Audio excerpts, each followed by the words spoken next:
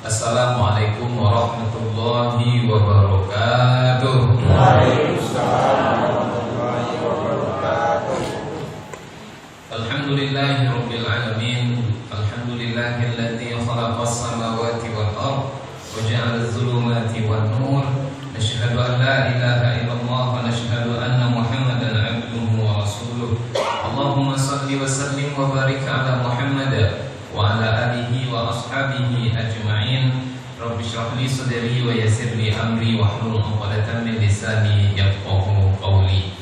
Ayah ibu, orang tua kami, alim ulama, cerdik pandai, tokoh masyarakat, abang kakak serta adik-adik yang kami sayangi, kami doakan semoga kita semua senantiasa dalam keadaan sehat walafiat. Allah beri kita rezeki yang penuh berkah melimpah ruah. Dan semoga Allah kokohkan iman istiqomah kita sampai nanti kita kembali menghadap Allah Subhanahu wa taala. Amin ya rabbal alamin. Syukur kepada Allah taala atas segala karunia yang Allah limpahkan kepada kita semua. Alhamdulillah sampai detik ini Allah masih hidupkan kita. Alhamdulillah Allah masih sehatkan kita. Alhamdulillah masih Allah kokohkan iman dan istiqomah kita. Sehingga dengan iman dan istiqomah yang masih ada, alhamdulillah masih bergetar hati untuk mendengarkan seruan azan. Alhamdulillah masih bergerak kaki untuk melangkah menuju rumah Allah Ta'ala. Alhamdulillah masih cinta kita dengan majelis ilmu dan mulia. Salawat dan salam kita doakan semoga senantiasa tercurah untuk kekasih kita baginda dan mulia Nabi Muhammad SAW, dengan mengucapkan Allahumma sholli ala Sayyidina Muhammad wa ala ali Sayyidina Muhammad. Assalamualaikum ya Rasulullah. Ayah ibu, orang tua kami yang kami muliakan, kita awali pertemuan kita pada maghrib ini dengan sama-sama membaca surat Al-Fatihah, boleh? Baik. A'udzu billahi minasy syaithanir rajim. Bismillahirrahmanirrahim. Alhamdulillahi rabbil alamin.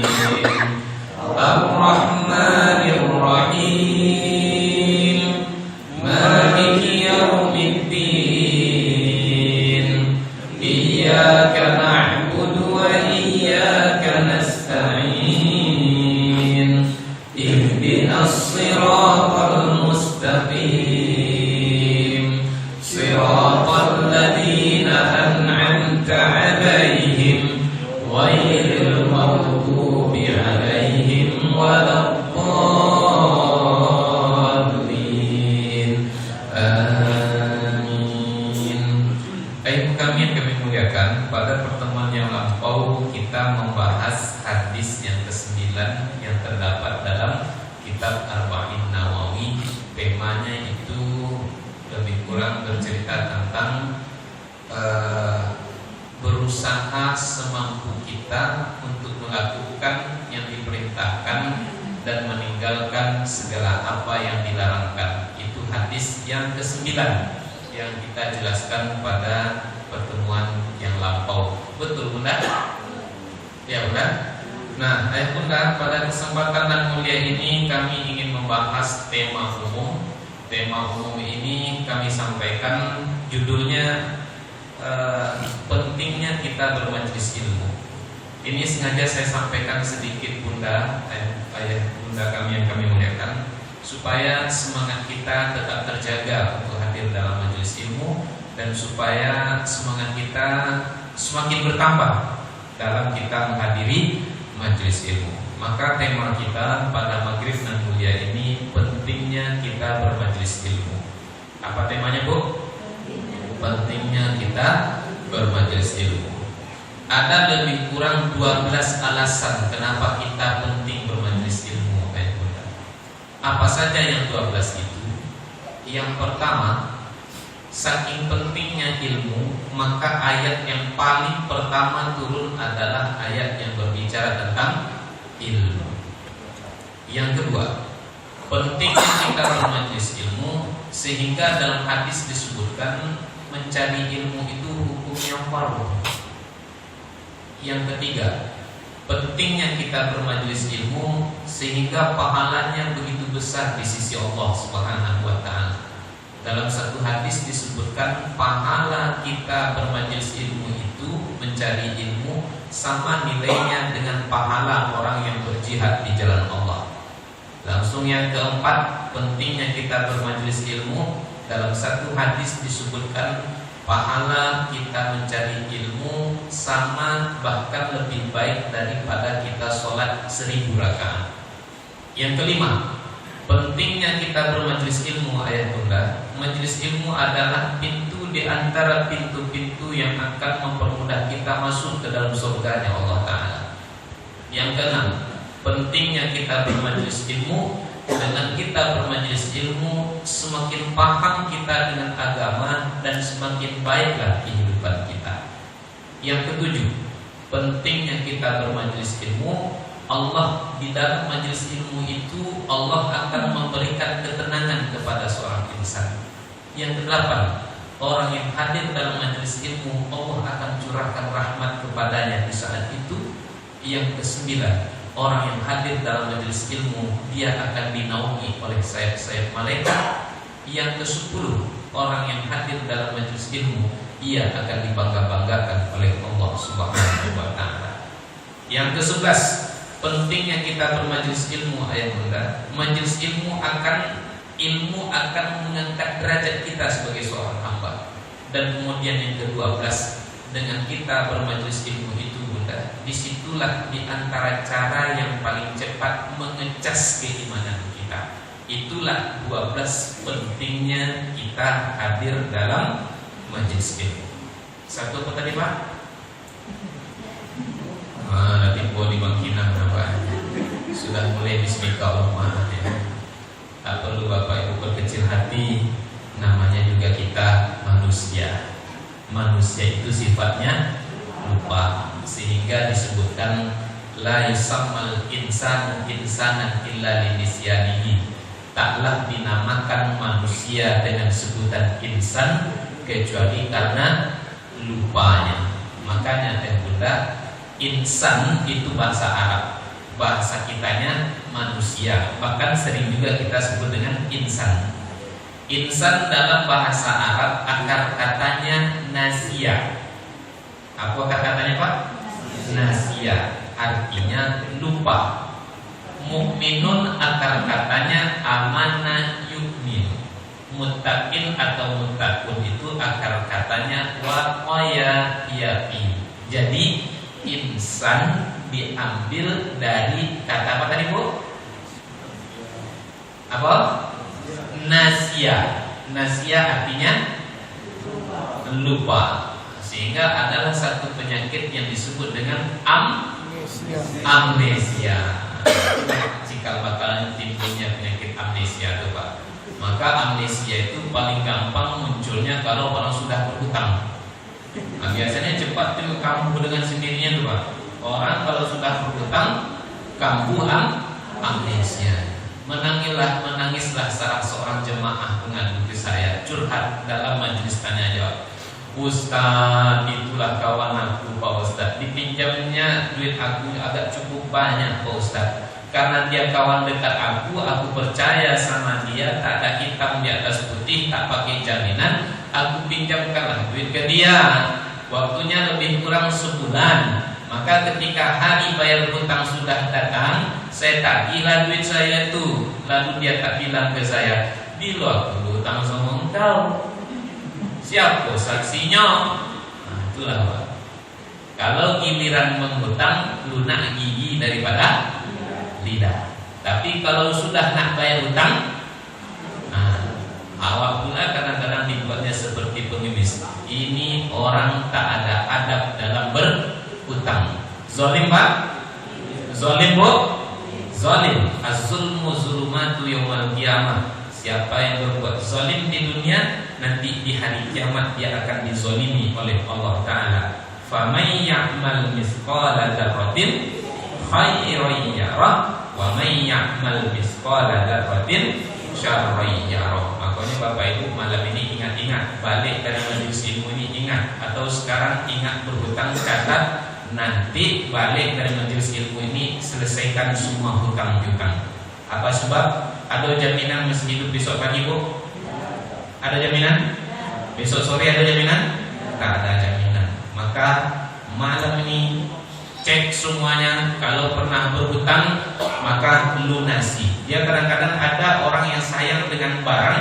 Dia punya barang tapi kemudian dia sayang untuk menjual barangnya itu. Zalim itu Pak, Bu? Zalim. Segerakan membayar hutang. Karena orang yang mati syahid pun akan terkatung-katung selama dia tak dilunasi hutang piutang. Aku hutang pula cerita kita panjang sore maghrib ini Pak. Itulah gara-gara nasihat dari itu, gara-gara lupa dari itu.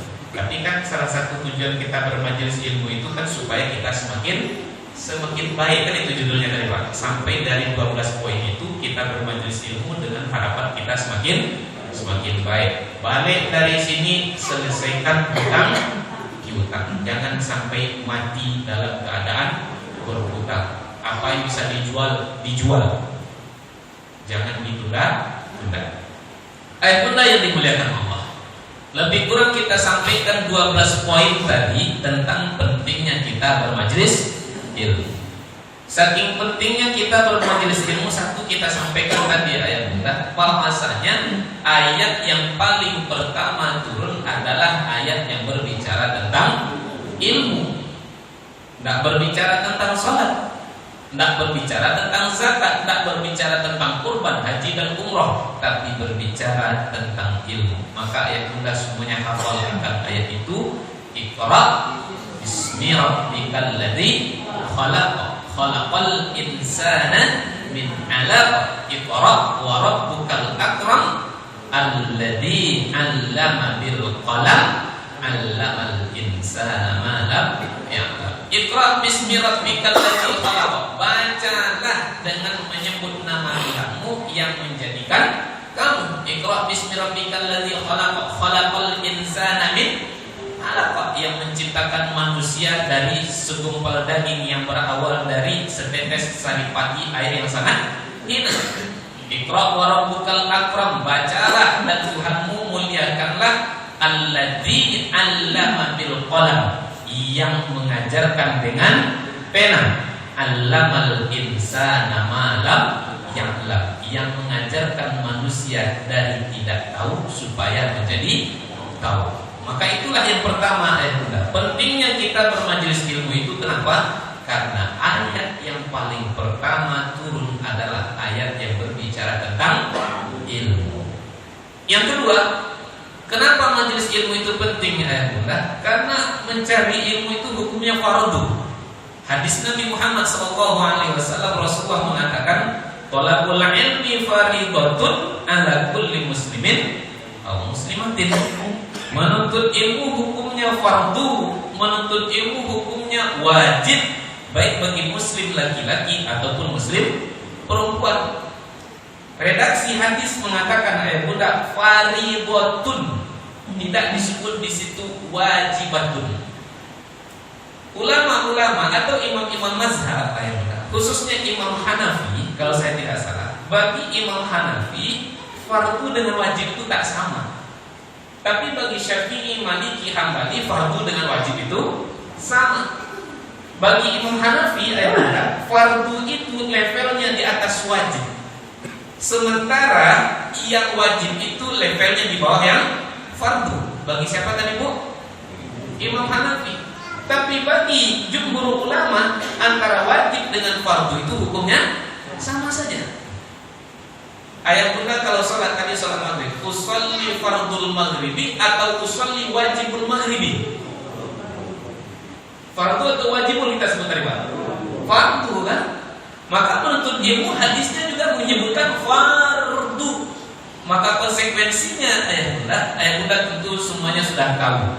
Yang wajib kalau dilakukan apa Pak?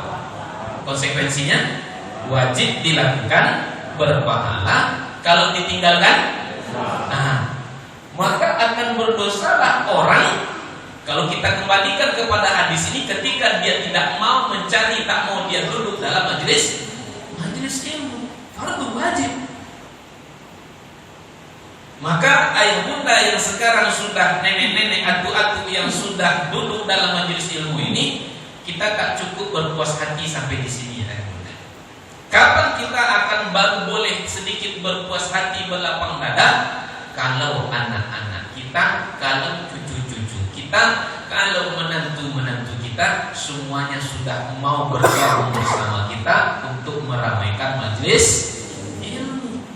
Lebih baik dipaksa masuk surga daripada sukarela masuk ke dalam neraka. Pak Ustaz, nanti kalau anak-anak dibawa ke dalam majelis ilmu meribut dia Pak Ustaz. Ya namanya juga anak-anak. Dua namanya Pak. Anak-anak. Namanya juga anak-anak. Memang dunia mereka dunia bermain. Saya kalau sedang tausiah, dalam sholat sekalipun, kalau anak-anak ribut itu saya tak marah. Saya tausiah anak-anak meribut, saya tak marah. Tapi kalau ada atu-atu bapak-bapak saya tausiah meribut dia, itu saya tak sepaning sedikit Pak. Pernah 2 kali saya tinggalkan majelis ilmu Pak. Satu di Jalan Paus, ada satu masjid tak saya sebutkan. Sudahlah jamaahnya sedikit, 2 orang di sini, 2 orang di sini, ibu-ibu 3 orang di situ. Letihlah kepala saya putar ke sini, ke sana, tengok. Takkan mungkin takkan saya tengok satu persatu. Akhirnya, assalamualaikum, sudahlah sedikit mau tahulah. Puji syukur selesai rukun-rukun kalau kita macam bapak Pak ya. Syukur kepada Allah, salawat kepada Nabi Muhammad SAW. Assalamualaikum warahmatullahi wabarakatuh. Langsung saya pulang. Alhamdulillah sampai sekarang tak ada lagi diundang di situ. Nah, bukan dimuliakan Allah. Namanya juga anak. Maka tadi saya tengok, alhamdulillah masjid kita ini banyak kemajuan. Saya tengok perlahan demi perlahan banyak kemajuan. Tadi saya tengok ada abang yang piket untuk mengontrol anak-anak kita tuh sholatnya sudah betul atau belum. Bagus seperti itu, daripada anak-anak itu dibiarkan. Alhamdulillah untuk sholat sudah kita kondisikan sekarang kita. Kedepannya nanti kita kondisikan lagi bagaimana anak-anak bisa bersama dengan kita duduk dalam majelis ilmu. Kalau bisa masing-masing kita peluklah anak-anak kita. Duduk kita dengan anak-anak kita, kita yang berpandai-pandai mensiasati supaya anak-anak tidak meribut. Kalaupun diombokkan mereka di depan, saya yakin mereka enggak 5 menit, kemudian ributnya 35 menit. Itu anak-anak, makanya kita berpandai-pandai. Nah, makanya saya katakan, ketika kita kembalikan kepada hadis, mencari ilmu, menghadiri majelis ilmu hukumnya fardu, wajib dilakukan berpahala, ditinggalkan berdosa. Maka ayah bunda, ada kewajiban kita untuk menyampaikan kepada sanak famili keluarga kita, qu anfusakum wa ahlikum nar. Jagalah dirimu dan keluargamu dari siksa api neraka. Kullukum ra'in wa kullukum mas'ulun an ra'iyatihi. Setiap kamu adalah pemimpin, dan setiap pemimpin akan Allah minta pertanggungjawaban dari setiap apa yang telah dia pimpin. Yang ketiga kita lihat Pak ya. Yang ketiga, pentingnya kita bermajelis ilmu itu kenapa ya? Tadi diantaranya kita sampaikan pahalanya begitu besar. Dalam satu hadis dikatakan Rasulullah SAW bersabda, man kharaja fi talabil ilmi kana fi sabilillahi hatta yarji'a. Siapa yang keluar dari rumahnya, dia tinggalkan rumahnya demi menghadiri majelis ilmu, maka dia sama dengan orang yang berjihad di jalan Allah sampai nanti dia kembali pulang ke rumahnya. Artinya lebih kurang ayah bunda dari rumah ke masjid ini itu perjalanan menuju medan jihad. Duduknya ayah bunda dalam majelis ilmu ini sedang berkecamuk jihad. Balik kita ke rumah kita nanti, maka sesungguhnya kita balik dari medan jihad. Andai kata ayah bunda dari rumah ke sini atau di masjid ini atau di perjalanan kita balik ke rumah kita, tiba-tiba kita meninggal dunia, pertanyaannya ayah bunda, akankah kita mati celaka, mati sia-sia? Mati celaka? Enggak. Mati sia-sia? Enggak. Berbeda kalau ayah bunda mati pulang dari karaoke.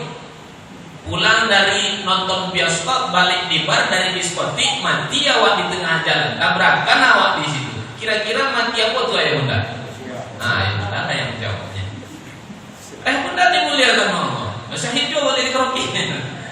Saya pas kerokinya ngaji Ustaz. Saya keroki gitu.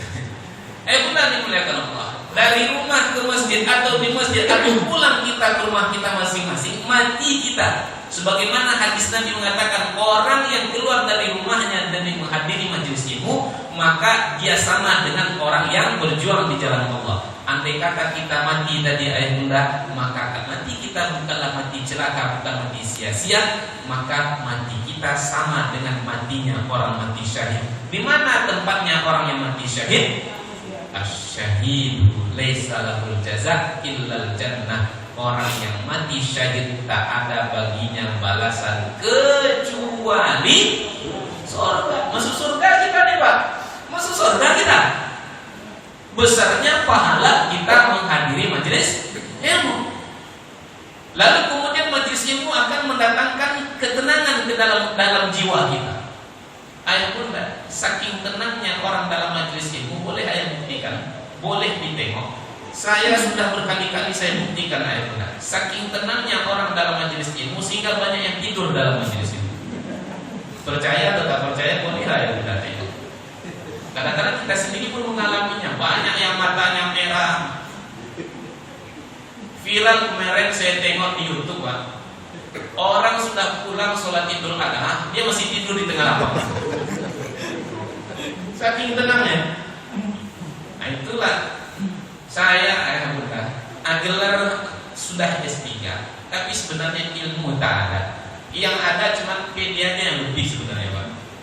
Kalau tak, aku yang tahu siar, jamaah itu paham semua. Di mana Ustaz tahu kalau jamaah itu paham? Tak ada mampunya. Gua tak balik pandai semua sekali kepala begini. Sampai selesai. Kalau aku yang tahu siar, banyak jamaah itu yang menangis. Saking dalamnya kaji, menembus ulu hati yang paling dalam. Yang mana Ustaz tahu? Orang air mata keluar dari siko, kawan dari siko keluar. Boleh kita buktikan nanti Pak. Kita yang sekarang ini mengantuk, pulang kita ke rumah kita, kunci pintu rapat-rapat, nyalakan AC. Kapan dulu biasanya orang kadang-kadang tidur dihidupkan yang musik-musik alami itu supaya tenang pikirannya. Boleh Bapak buktikan nanti, tes sesekali kalau memang tak tahan. Bisa tak Bapak tidur sampai di rumah nanti? Kondisikan badan untuk tidur. Karena saya sudah pernah mencoba Pak. Saya juga mengalami apa yang Bapak alami. Mengantuknya dalam majelis ilmu itu luar biasa. Sesekali karena tak tahan saya coba bawa pulang. Pulang, tutup pintu rapat-rapat, kondisikan badan berbaring untuk siap tidur, AC dinyalakan. Yang ada ketika itu bukannya tenang tapi sakit hati. Kenapa sakit hati? Tadi mengantuknya luar biasa. Nah, kondisi kita kan cuma di sini, duduk di atas karpet, kemudian menyandar di dinding, tidak memposisikan diri untuk tidur. Tapi kita bisa tidur. Sekarang sudah kita kondisikan diri untuk tidur, justru kita tak bisa. Itu Pak, tenang orang yang hadir dalam majelis ilmu. Majelis ilmu itu adalah majelis yang penuh dengan rahmat Allah Subhanahu wa taala. Kita dinaungi oleh sayap malaikat, kemudian kita disebut oleh Allah Subhanahu wa taala. Rasulullah sallallahu alaihi wasallam bersabda, "Majtama'a qaumun fi baitin min buyutillah yatluna kitaballahi wa yatadarasunahu fima bainahum illa nuzilat 'alaihimus sakinah wa ghasyiyatuhumur rahmah wa hafathumul malaikah wa dzakarahumullahu fi man 'indah." Tidaklah suatu kaum berkumpul di antara rumah-rumah Allah Subhanahu wa taala. Maksudnya adalah masjid contohnya. Makanya majelis ilmu itu yang paling bagusnya di masjid. Ada juga arisan-arisan contohnya. Arisannya kalau bisa di masjid aja. Oh, kami arisannya ada sekalian jualan-jualan Ustaz. Kalau katanya di dalam masjid tak boleh jualannya. Jualannya setelah majelis ilmu, maka jualanlah di luar. Kita mengejar barokahnya Pak. Mengejar barokah besarnya pahala ketika kita menghadiri majelis ilmu di dalam masjid. Tidaklah suatu kaum berkumpul di antara rumah-rumah Allah Subhanahu wa taala Lalu kemudian mereka baca kitabullah, mereka pelajari hadis-hadis Rasulullah sallallahu alaihi wasallam. Mereka kaji berbagai macam ilmu, illa nuzilas alaihimus sakinah, melainkan ketika itu akan Allah turunkan ketenangan kepada orang yang hadir dalam majelis ilmu itu. Wa wasiyatuhumur rahmah, akan Allah liputi dia dengan rahmatnya. Wa hafathumul malaikah, akan dinaungi oleh sayap-sayap malaikat. Wa dzakarahumullahu fi man indahu, kemudian akan Allah sebut-sebut nama orang yang hadir dalam majelis ilmu itu. Bayangkan Pak, kita hadir dalam suatu acara, di situ ada sambutan dari bupati, gubernur lah contohnya. Ketika disebut nama kita oleh Bapak Bupati pas sambutannya atau gubernur dalam sambutan disebut nama kita, senang tak kita ketika itu Pak? Senang kan? Sekarang dalam hadisnya menyebut siapa? Allah yang menyebut kita, dicurahkan rahmatnya kepada kita. Kemudian dalam satu riwayat disebutkan, sebagian ulama menjelaskan makna dinaungi kita oleh sayap malaikat itu, kita didoakan oleh malaikat. Apa doa malaikat? Allahumma ighfir warhamhu, ya Allah ampunkanlah orang itu ya Allah, rahmatilah, kasihanilah, sayangilah dia itu ya Allah. Bayangkan Bapak Ibu, yang mendoakan kita yang duduk dalam majelis ilmu ini adalah makhluk yang suci, yang tak pernah berbuat dosa, berbuat maksiat. Siapa tadi? Malaikat yang mendoakan kita Pak. Itulah berkahnya kita yang hadir dalam majelis ilmu. Kemudian tadi kita sampaikan juga ayat Bunda, dengan kita bermajelis ilmu, semakin baik kita, semakin paham kita dengan agama. Rasulullah SAW bersabda, "Man yuridillahu bihi khairan yufaqihuhu fiddin."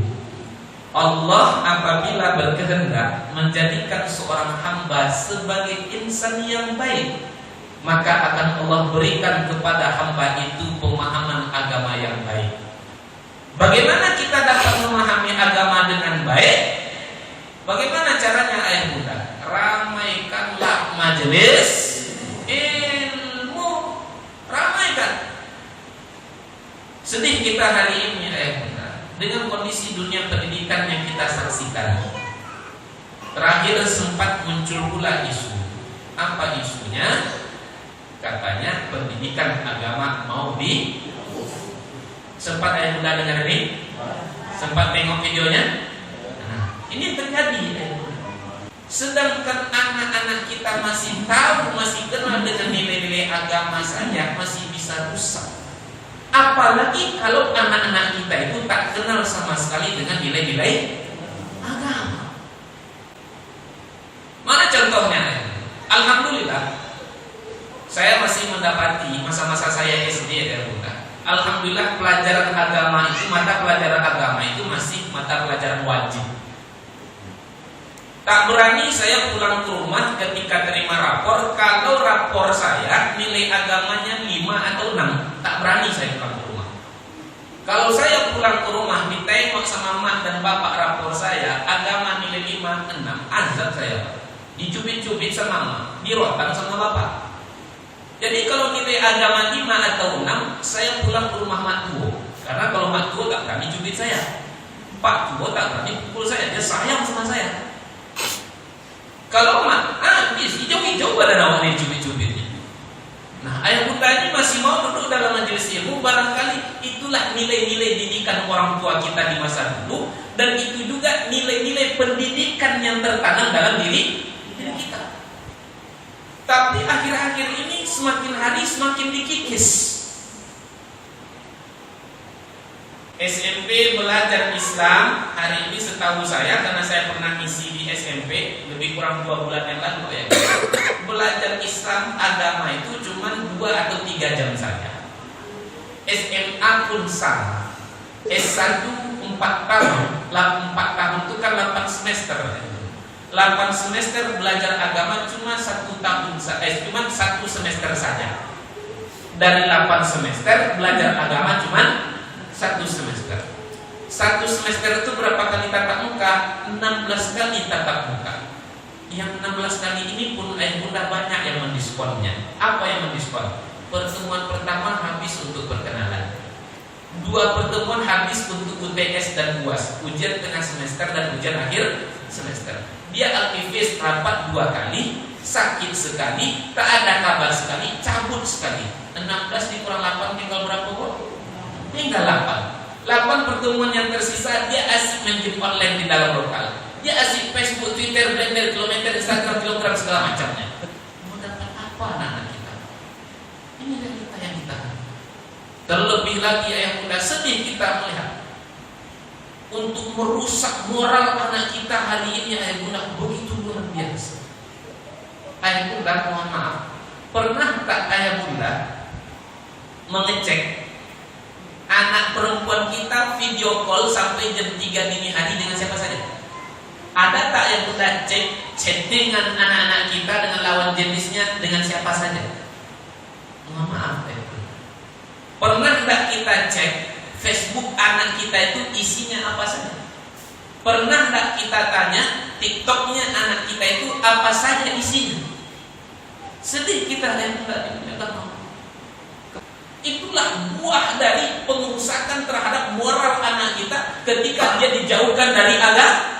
Ketika anak-anak kita dijauhkan dari agama, maka mohon maaf bunda, jangan sampai nanti kita menjadi orang tua yang merugi layaknya Abu Lahab. Saya tambahkan 2 menit boleh Pak?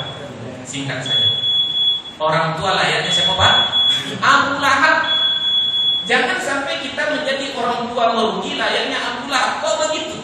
Abu Lahab punya anak tapi anaknya tak mendatangkan manfaat. Tabbat yada Abi Lahab wa tab, ma aghna anhu maluhu wa ma kasab. Celakalah kedua tangan Abu Lahab dan dia benar-benar akan celaka, takkanlah bermanfaat baginya hartanya. Wa ma kasab, kalau kita tengok Al-Qur'an terjemah maknanya dan apa yang dia usahakan. Tapi kalau kita tengok tafsir makna wa ma kasab wa waladuhu dan anaknya. Jangan sampai kita punya anak tapi anak kita tak mendatangkan manfaat. Maksudnya bagaimana ayahnya? Sempat kita mati, kita menjadi layaknya Abu Lahab. Kenapa? Punya anak tapi tak punya manfaat, tak mendatangkan manfaat. Anak yang mendatangkan manfaat itu anak yang mana ya bunda? Anak yang soleh. Ketika kita mati yang kita harapkan diantaranya apa? Doa anak yang soleh. Kita mati, anak kita tetap berdoa, air mata darah mengalir di pipinya, tapi dia pecandu narkoba, tapi dia pecinta LGBT, tapi dia terjebak dalam pergaulan bebas. Dikabulkan tak doanya oleh Allah ayah bunda?